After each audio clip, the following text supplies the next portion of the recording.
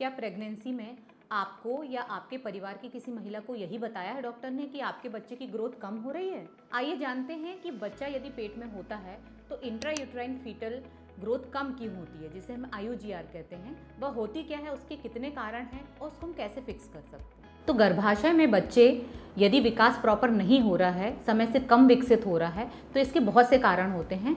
कुछ कारण मदर से रिलेटेड होते हैं, कुछ बच्चे से रिलेटेड होते हैं। तो मदर के कॉजेज में सबसे पहले है न्यूट्रिशन, कि पहले नंबर पे यदि अभी आप न्यूट्रिशन अच्छे से नहीं ले रही हैं, बैलेंस डाइट नहीं ले रही हैं, प्रॉपर मात्रा में आयरन, कैल्शियम, फॉलिक एसिड ये नहीं ले रही, तो आपके बच्चे की ग्रोथ कम होगी।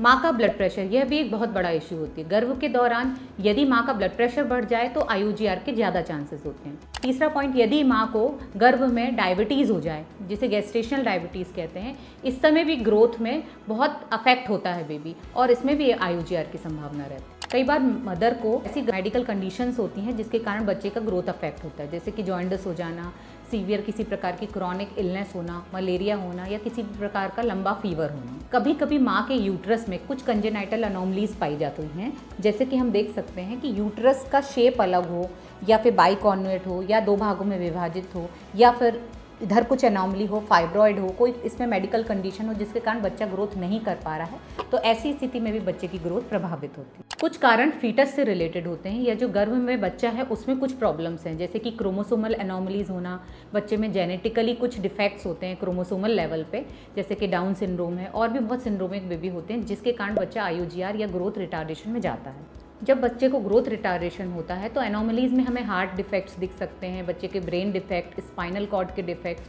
और भी उससे संबंधित कुछ किडनी से डिफेक्ट्स, ये सब दिखते हैं, और हमें ऐसे बच्चे के लिए और भी अन्य टेस्ट और सोनोग्राफी से बार बार देखना पड़ता है। कभी कभी एमनियोसेंटेसिस, CVS, ऐसे कुछ जांचें हैं जो सीरियस जांचें होती हैं और डिफ़िकल्ट जांचें होती हैं, जेनेटिक टेस्ट करा के हमें निर्णय लेना पड़ता है।